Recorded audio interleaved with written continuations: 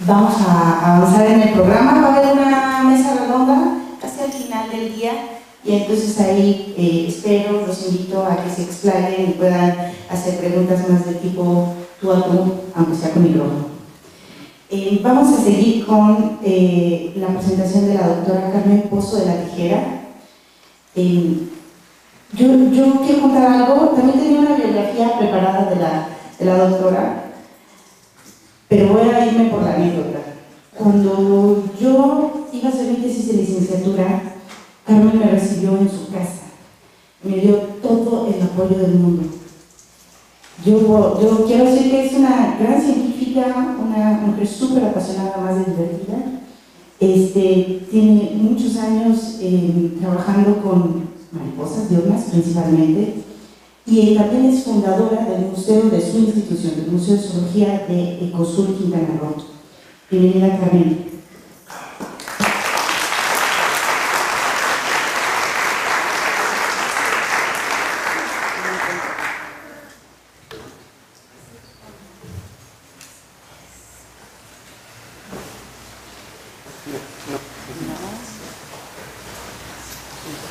¿La perdí?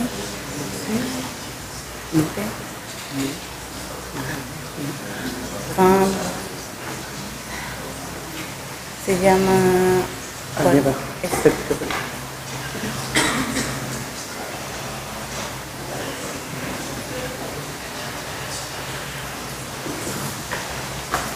Gracias.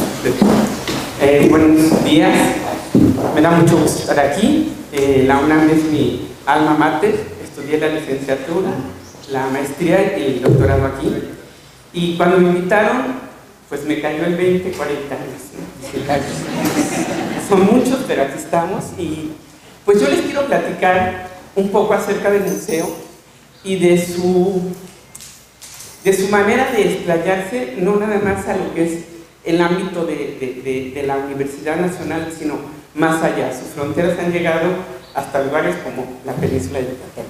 Entonces voy a platicar un poquito de los aprendizajes que tuve, las colaboraciones que no hablo en pasado, algunas enseñanzas y experiencias.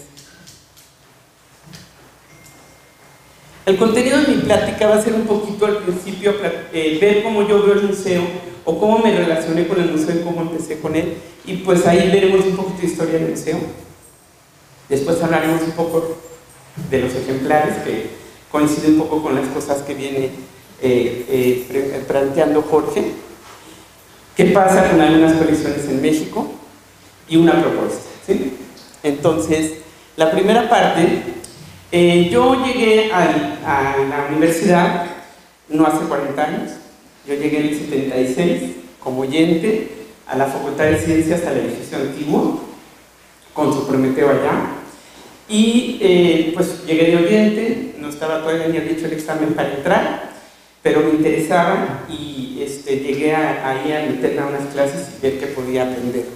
En el 77 entré ya inscribiéndome, pero en ese inter Jorge me invitó al campo a colectar a Teocelo, un lugar maravilloso.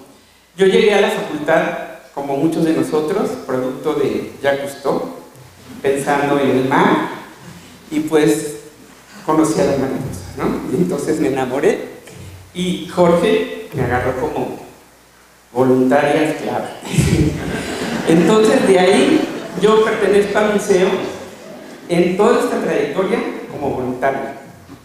Voluntaria porque nunca he trabajado para él, remunerada porque sí he trabajado para él. Y entonces me tocó el cambio de facultad. Entonces llegamos aquí y pues en el 78 se inauguró el museo. Desde que llegué, pues Jorge me puso a montar cajas, a forrar cajas de mariposa, me enseñó a montar ejemplares, a hacer etiquetas, y en todos mis ratos libres estaba yo dentro del museo.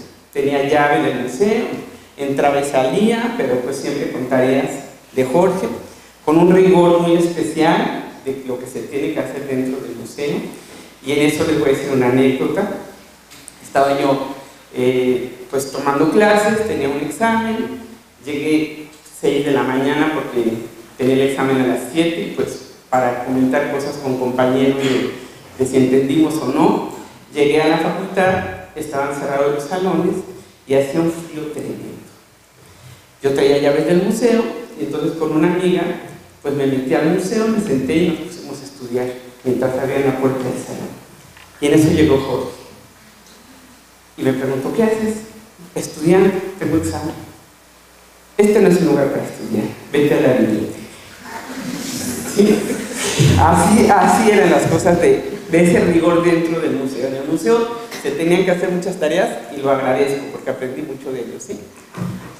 Entonces en el museo pues la verdad es que los planes iniciales era tener unas áreas mejores aquí en la facultad, no se cumplieron y entonces pues se tuvieron que acomodar como podíamos en unos espacios muy pequeños donde estábamos todos trabajando, lo cual sirvió mucho porque ahí conocí a mucha gente y me relacioné con mucha gente.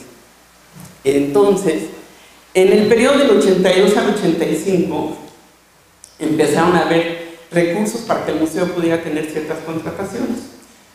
Yo en ese periodo me ausenté un poco del museo, salí un poco de México y además trabajaba en otro lado y pues venía a ratos de repente.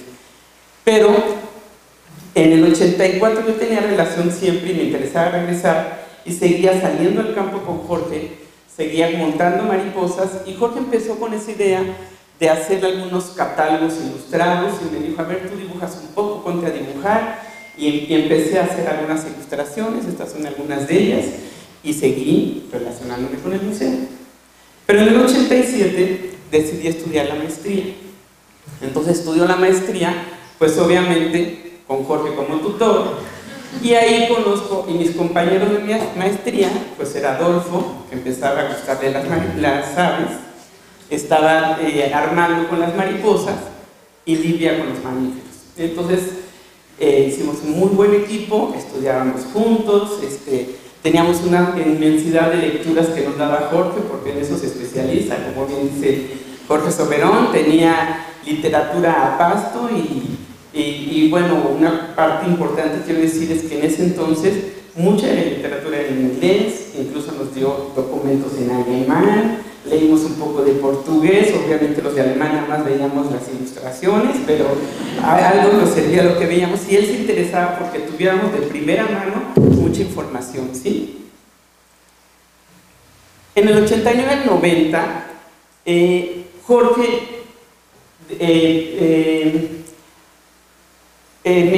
siempre empujó a nosotros a hacer algo más allá de lo que estábamos haciendo de estudiar nuestra maestría, algo así, y me invita a dar clases en un curso de biogeografía en el posgrado de la Facultad de Ciencias, y doy 2 años clases en ese curso acompañando a Oscar y en unas clases a Jorge, ¿sí? Entonces ahí también con Oscar me relaciono y entonces ya tenía amigos mastozoólogos, tenía amigos herpetólogos, tenía amigos ornitólogos y obviamente los que se dedicaban a mariposas.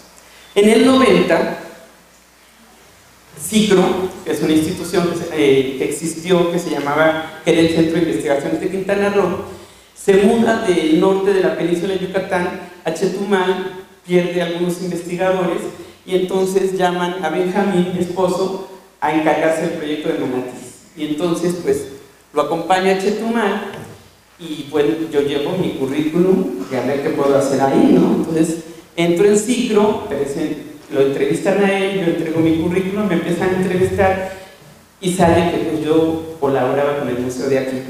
Y yo, sorpresa, yo salgo con trabajo antes que él. Entonces, me da el trabajo y me dicen: tenemos una serie de colecciones abandonadas porque los investigadores no se vinieron con nosotros y queremos que tú las organices. Y empiezo a hacer el museo, por eso soy fundador en el 90 del Museo de Zoología, que ahora es Ecosur. Y pues bueno, empecé a organizar lo que ya estaba, empecé a trabajar con peces, a acomodarlos bien, a hacer lo que Jorge nos enseñó, catálogos escritos con lo que venían las etiquetas, etc. Pero pues había una pequeña colección también mastozoológica que había dejado Daniel Navarro, el doctor Daniel Navarro. Empiezo a organizar los ejemplares también, pero obviamente pues no conozco estos grupos, pero ahí está mi compañera. y empezamos a colaborar. Me envié estudiantes, hacemos proyectos juntos y crecemos la colección osteozoológica. También no había mucho de colección ornitológica, pero empezamos a formar la colección ornitológica, y también Adolfo, otro compañero del Museo de Zoología, extiende sus redes, manda estudiantes, unos que fueron y regresaron, otros que ya están hasta incluso en otras instituciones en el norte, estuvieron estudiando y formando la colección de aves conmigo en lo que fue el ciclo. Y obviamente no podía faltar la de petología, donde Archie también colabora conmigo, y una de ellas era Leti, que también fue a trabajar conmigo allá un rato, ¿sí? Y bueno, pues la colección meteorológica no había nada, había muy poco trabajando en la península de mariposas, y pues nos ponemos a hacer cosas con mariposas, Armando, Jorge y yo, y hasta la fecha lo seguimos haciendo. En el 92, como bien dice Jorge, se inicia la Conavio, y pues Jorge Llorente, desde dentro de la Conavio, siempre pensando en preparar gente, planea un diplomado, que es el diplomado en actualización y biología comparada. Ese diplomado se dio aquí en la Facultad de Ciencias, y se dio en otra versión, me habla y me dice vamos a darlo allá en el CICRO, organizamos y se da el diplomado en el CICRO, y bueno, conozco gente como el doctor Papavero, Dalton de Sousa, y obviamente a Juan José Morrone, que ahora ya está en el museo. En ese entonces yo lo conozco, y pues llevamos ese diplomado allá a la península, pero después se dieron acá otras más versiones de ese mismo diplomado, en el cual Jorge me invitó a participar en la parte de lo que era colecciones para el diplomado, en el módulo de colecciones.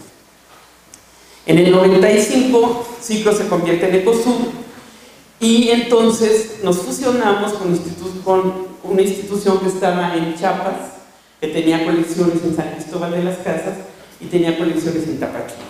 Entonces me doy a la tarea con un director en ese entonces en Ecosur, un psiquiatra, que entendió perfectamente las colecciones.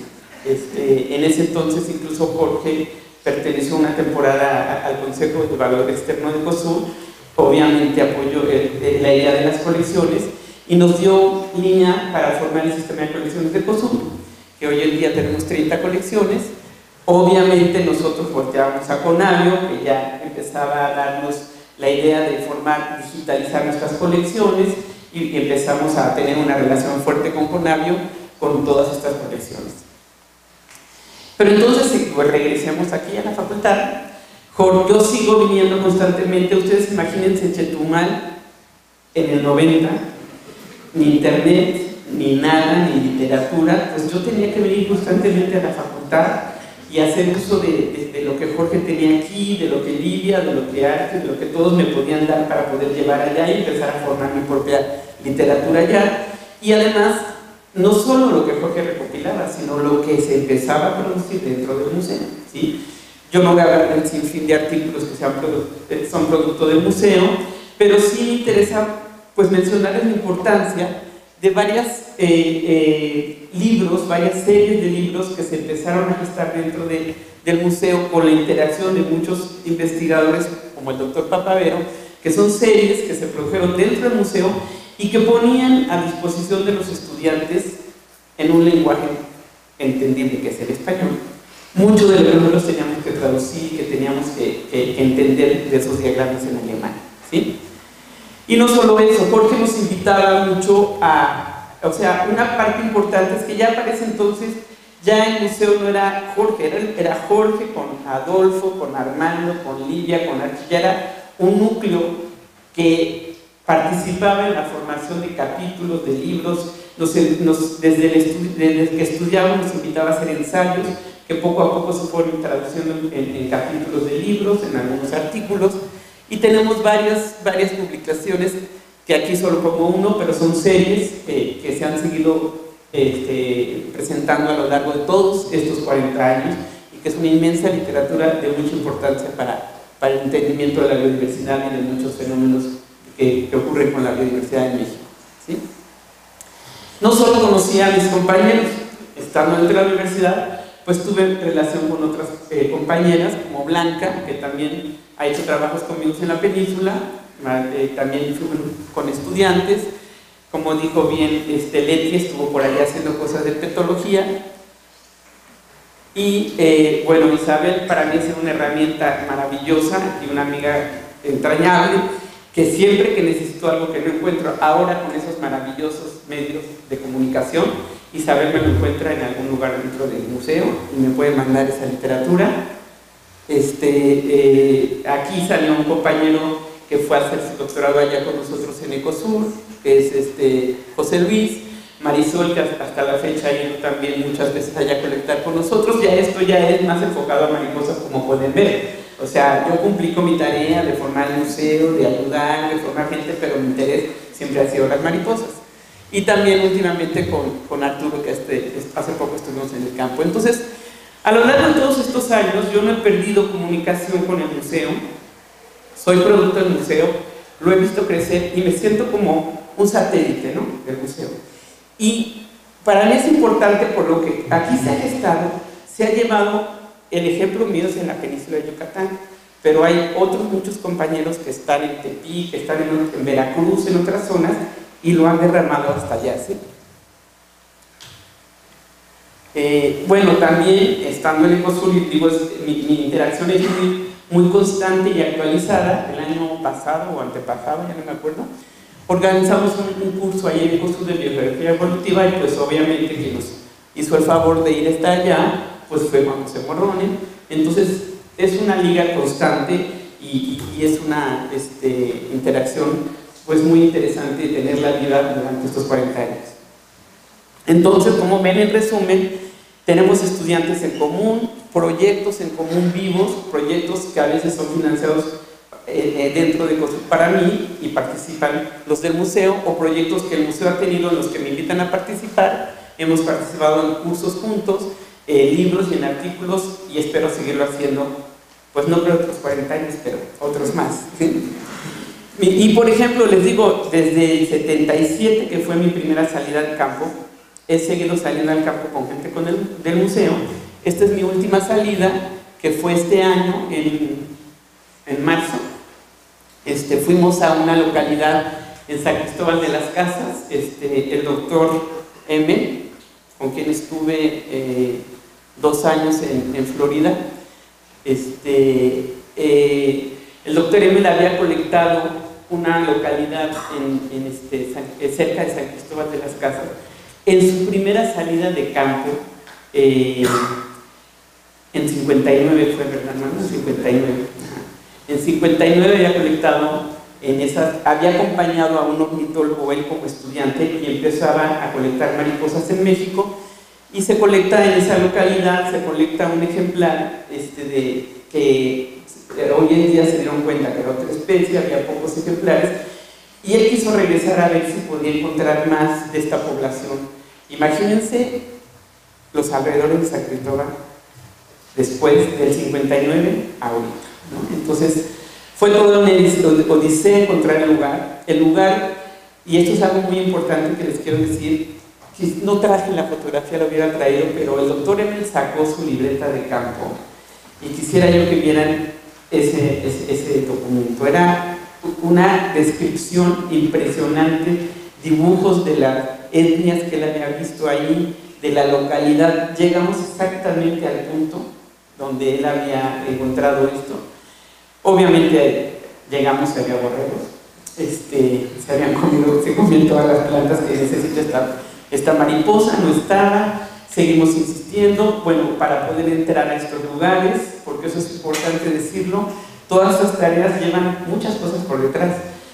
Tuvimos que estar como 1 hora o 2 con testigos de Jehová, no sé qué religiones de las que hay ahí ahora en los poblados de Chiapas, que no nos dejaban pasar, que nos empezaron a decir que las mariposas creadas por Dios no las podíamos matar, etcétera, etcétera. Pero seguimos caminando y llegamos y la encontramos.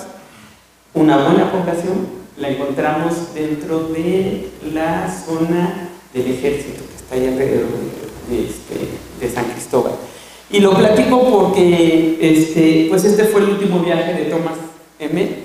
Inició en México y murió en junio después de este viaje. Pero bueno, aquí hay una cosa que a mí me interesa mucho. Esto fue parte de la historia, para que vean la liga que yo he tenido con ellos, pero para mí una parte importantísima es todo esto que se ha hecho en el museo. Atrás de todo esto están los ejemplares, ¿no? ¿Y los ejemplares qué? O sea, ya Jorge ahorita nos habló de si sirven o no sirven, la importancia de los ejemplares, ¿no? Entonces, yo también me pregunto, bueno, los ejemplares, ¿qué ocurre con ellos? ¿Qué pasa? ¿Dónde están? Etcétera. Entonces, las funciones de los museos, como bien saben ustedes, la investigación es, las colecciones que están dentro de los museos tienen que ser producto de la investigación. El museo ha cumplido de sobremanera con esta tarea. La difusión del conocimiento, una forma de difundir el conocimiento, pues es la docencia. El museo ha cumplido también enormemente en esta tarea que tiene un museo. En publicaciones, lo mismo, ha cumplido muchísimo. Y una función que tienen muchos museos es la exhibición, que aquí no se da tanto. Eso sí es algo que ha quedado en México un poco olvidado y que ojalá pudiéramos tener una magnitud mayor del museo de exhibición, que esté respaldado por colecciones, ¿sí? Atrás de esas exhibiciones. Bueno, los ejemplares que forman todas estas colecciones, bueno, llegan a ellas en todas esas tareas de colecta, de recolecta. Tenemos que tener conciencia, y más hoy en día con estas posturas, como bien dijo Jorge, de muchos conservacionistas, de que nos ven como mensajeros del diablo, matando animalitos. Tenemos que ser conscientes, tener permisos de colecta, de todo ello, pero sobre todo lo que se debe recolectar tiene que estar bajo proyectos de investigación. ¿Por qué? Porque si tenemos recolectas, productos de investigaciones, de entrada ya producen resultados en publicación o el objeto del proyecto, pero además todos los datos asociados son datos que tienen valor científico, ¿sí? Deben de estar bien documentados, y eso es una parte muy importante de lo que tienen que tener los ejemplares, ¿sí? Los datos asociados, si no, no tienen significado para la investigación. Entonces, pues la CONAVIO nos ha apoyado mucho, como bien dijo Jorge, interesada en rescatar esa información, en formar bases de datos y digitalizar lo que hay ahí. Y el último proyecto que CONAVIO nos financió, hemos digitalizado 21 de estas 30 colecciones, y no solo en información de bases de datos numéricas, digo, de información escrita, sino también con fotografías que van asociadas a los ejemplares y que son de gran valor, ¿sí? Pero estos ejemplares tienen el compromiso de que, si bien fueron formados bajo un proyecto de investigación y ya cumplieron con su cometido, fueron recolectados, fueron sacrificados, tenemos el compromiso de que esos ejemplares deben de durar por mucho tiempo y que deben de servir para muchos objetivos. Es decir, que sean permanentes y que sean de uso diversificado, ¿sí? ¿Por qué? Porque generalmente esos ejemplares son, como digo, un producto de un proyecto, pero también se hace mucha ciencia a partir de lo que ya está ahí guardado. Y eso es una parte muy importante de muchas tareas que hacen muchos de los que actualmente trabajan con bioinformática y otras disciplinas, que nos pueden dar información, por ejemplo, para hacer estudios de variación geográfica, ¿sí? Nos pueden dar información, sin ir al campo, sin tener proyecto, simplemente con ir a consultar ejemplares que están depositados dentro del museo, que tienen buenos datos. Podemos tener estudios de variación geográfica, obviamente estudios de biogeografía, de crecimiento y desarrollo de algunas especies, de anatomía comparada. Podemos incluso ver ciclos de vida con ejemplares dentro de las colecciones, obviamente en la evolución. Hoy en día muchas cuestiones de sistemática molecular se hacen con ejemplares antiguos, antiquísimos, con mariposas. Hemos podido extraer DNA de mariposas de muchos años atrás, muchas décadas atrás, y nos ha seguido dando información. Entonces, para mí eso es muy importante, que quede esa conciencia de que, si bien se sacrifican ejemplares, si tenemos el compromiso de saber cómo conservarlos, estos seguirán dando frutos, no nada más hoy, sino en el futuro, ¿no? Y les voy a dar unos pocos ejemplos de cosas que hemos hecho con datos que han estado dentro de museos. Por ejemplo, nosotros, con estas nuevas técnicas, en un proyecto que desarrollamos, yo trabajo un poco con especies, mariposas indicadoras, y nos dimos ya no la tarea de colectar adultos, sino empezamos a colectar larvas, estados inmaduros de mariposas, para ver más la relación directa sobre la planta, para ver más su posible utilización como especies indicadoras. Pero pues, oh sorpresa, cuando fuimos a colectar todos esos ejemplares, encontramos un buen, a la hora de querer identificarlos, es una locura, ¿sí? Es una locura porque no existe mucha información para hacerlo, no se han estudiado mucho de estas etapas, y además, pues yo he trabajado siempre con mariposas diurnas, y pues de lo que yo colectaba, como bien sabemos, más del 80% eran mariposas nocturnas y un poco de mariposas diurnas, y pues llegábamos con catálogos, con literatura, pues a nivel familia, pero de ahí no pasábamos. Entonces se me ocurrió pues usar las técnicas moleculares. Obviamente tuvimos que consultar colecciones de mariposas nocturnas, sacar información molecular de esos ejemplares que estaban perfectamente identificados, cruzar la información y encontramos la identificación de más de 1,200 especies. Entonces, para que vean, todo lo pude hacer porque había ejemplares en el museo que me permitió comparar con lo que yo estaba haciendo actualmente. Otro proyecto fue un proyecto en el que estamos todavía en esto. Adelpha malea fundani es una especie que en las colecciones en México no la teníamos. Había un ejemplar reportado en la literatura para México, para Puebla, creo, y no lo teníamos. Sin embargo, cuando yo hago este trabajo con el DNA, que hicimos el DNA que teníamos de diurnas y de nocturnas, dentro de mis ejemplares me doy cuenta que tengo malea fundani. Y entonces, cuando voy a verla, pues es que la estoy confundiendo con otra especie de Adelpha, ¿sí? Por características muy sutiles. Aquí tengo las dos especies, malea fundani y barnesia, y es muy sutil la diferencia que la pudimos detectar porque por esta mancha naranja no pasa de una vena en todas estas, y en esta sí, si lo ven, hacia grandes rasgos.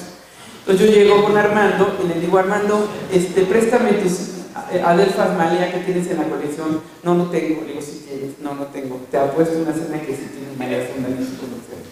Sácame las cajas de barnesia, saca las cajas de barnesia, las empezamos a ver, y obviamente había maleas fundani. Y entonces, con eso separamos, fuimos a verlas en el Instituto de Biología, y estoy hablando de trabajo en ejemplares colectados hace mucho tiempo. Las vamos a ver, separamos y podemos trabajar, y empezamos a ver la distribución. Aquí les pongo, se pone en color azul, son los ejemplares que están en colecciones en el extranjero, y en color rojo los ejemplares que encontramos en colecciones mexicanas, y su distribución claramente nada más hacia la parte del Golfo y del lado del Atlántico, ¿sí?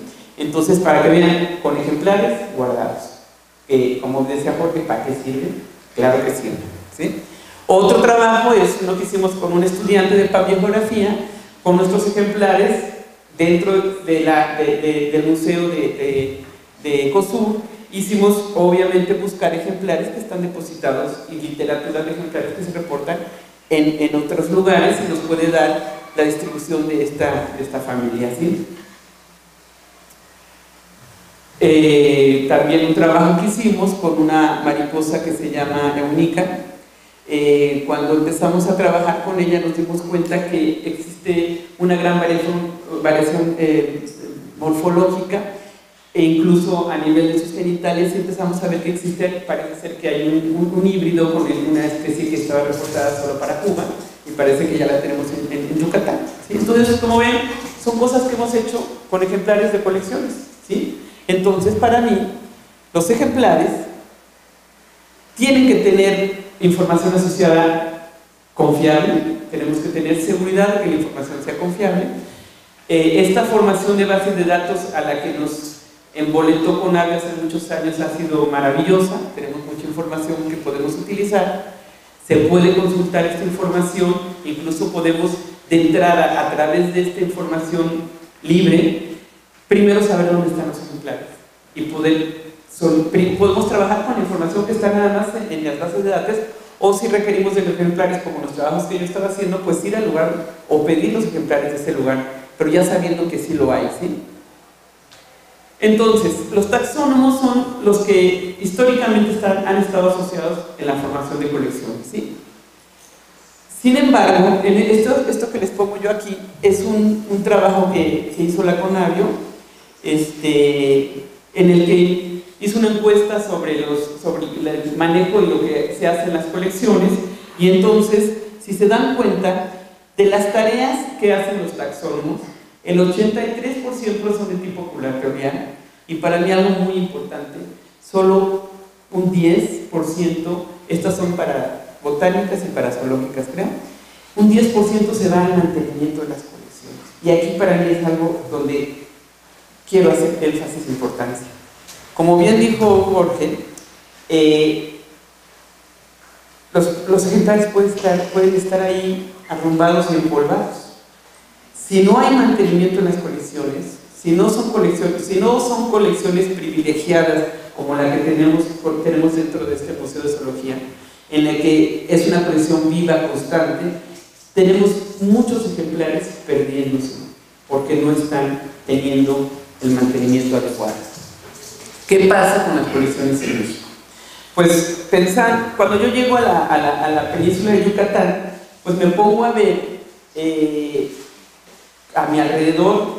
Sí tengo ligas con mis amigos y mis cuates de la Facultad de Ciencia y del Museo de Zoología, pero pues hay que ver quién está trabajando en la península de Yucatán, qué hay, qué puedo partir de lo mismo que hay ahí, y me empiezo a buscar y preguntar quién trabaja con ejemplares o con colecciones en la península y demás, y me encuentro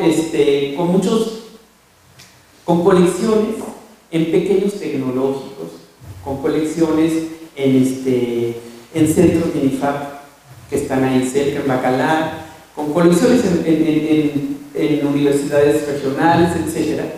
Y unido a lo que publica la Conavio sobre colecciones biológicas en este libro que ya fue hace algunos años, pero recientemente en los volúmenes del Capital Natural de México con muy buena información, con datos de registro de colecciones, que también tengo muy buena relación con los colegas de la Dirección General de Vida Silvestres de Magnat, y buscando estos archivos, estos recorridos que yo hice, pues encuentro alrededor de 625 colecciones en México, de las cuales la realidad de cada una de ellas es muy distinta, ¿sí?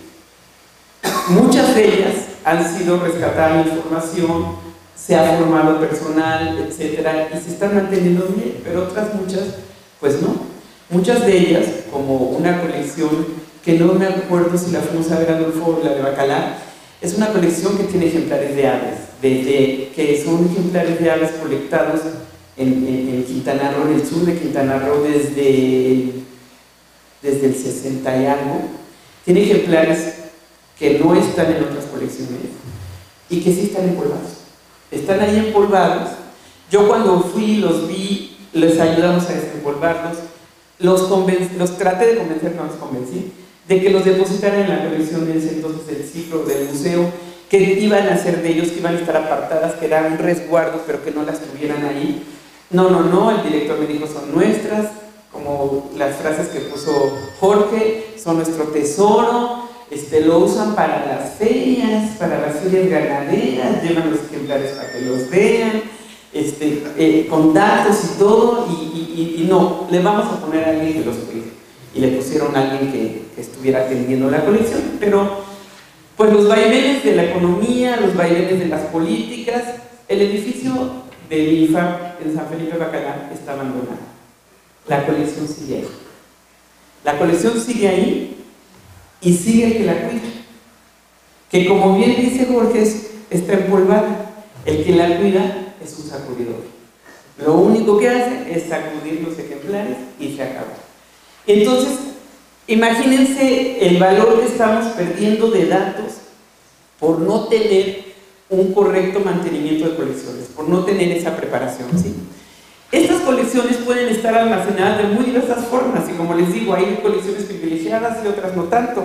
Entonces, pues los que más hacen un esfuerzo las pueden tener en anaqueles, las pueden tener en la maravilla de los muebles de Aura que utilizan el espacio. Esta es una gran diversidad. Esta gran diversidad, y esto es lo bonito que puedo poner aquí en las fotos, ya no quise, esto es una celebración la que estamos haciendo hoy, no quiero deprimirlos de otras que dije, entonces puse lo bonito, pero además, si nos ponemos a ver, las condiciones ambientales donde están las colecciones es muy distinta, ¿sí?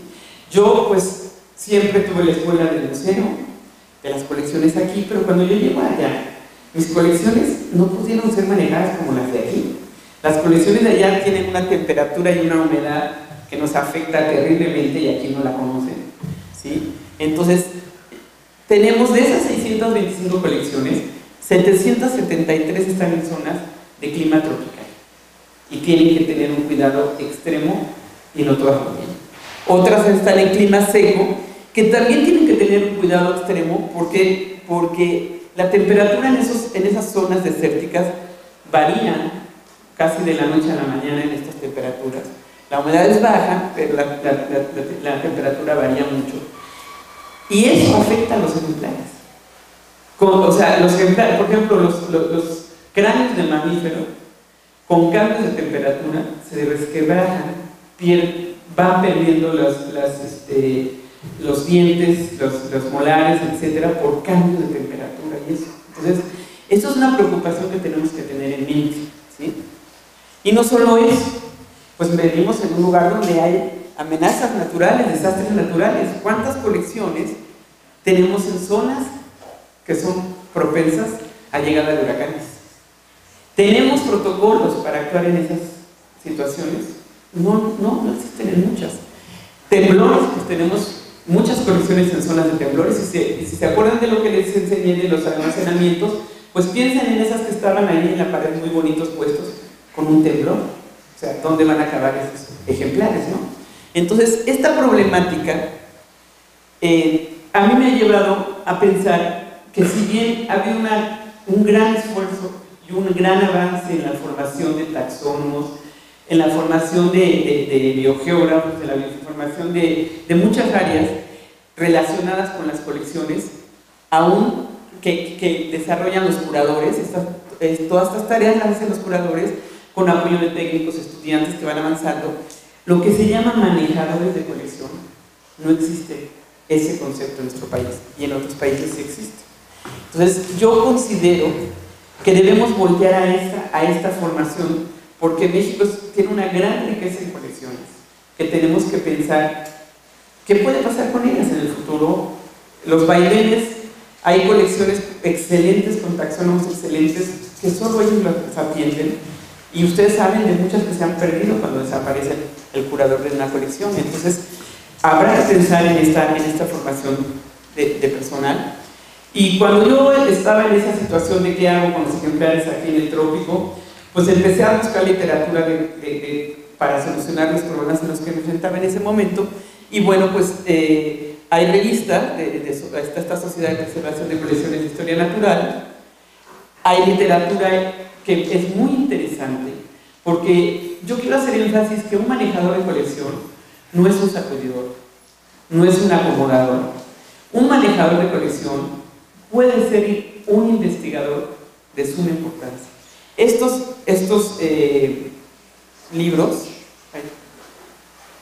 revistas, tienen artículos en los que yo entendí los cambios de temperatura, cómo afectan a los cráneos de mamíferos. Hay artículos que hablan sobre la incidencia de luz en ejemplares que se conservan en húmedo, etcétera, etcétera, y mejores materiales para usarlo. Ahí entendí que no es mejor el vidrio, que el PVC frena la luz para muchos de ellos. Entonces, hay muchas cosas que ahí se pueden investigar y estudiar con colecciones para poder mantenerlas mejor. Y me fui a un curso en la Universidad de British Columbia de manejo de colecciones. Y ahí son principios químicos, principios físicos, nos hicieron hacer un trabajo que yo implementé varias cosas en el Museo de Zoología, de ahí de Ecosur. No debe de haber vegetación alrededor, tiene que haber una barrera de esto, tiene varias cosas que son importantes que las desconocemos y que a la larga sí nos pueden afectar al inmenso valor que tienen nuestros ejemplares dentro de una colección, ¿sí? Entonces, pues, sin más, yo quiero decirles que si bien Jorge y todo el grupo que se ha formado dentro del Museo de Zoología ha formado mucha gente, pues todavía tenemos tareas pendientes. Y para mí, creo que debemos de buscar la profesionalización de manejadores de colecciones. Y bueno, con esto me despido. Gracias.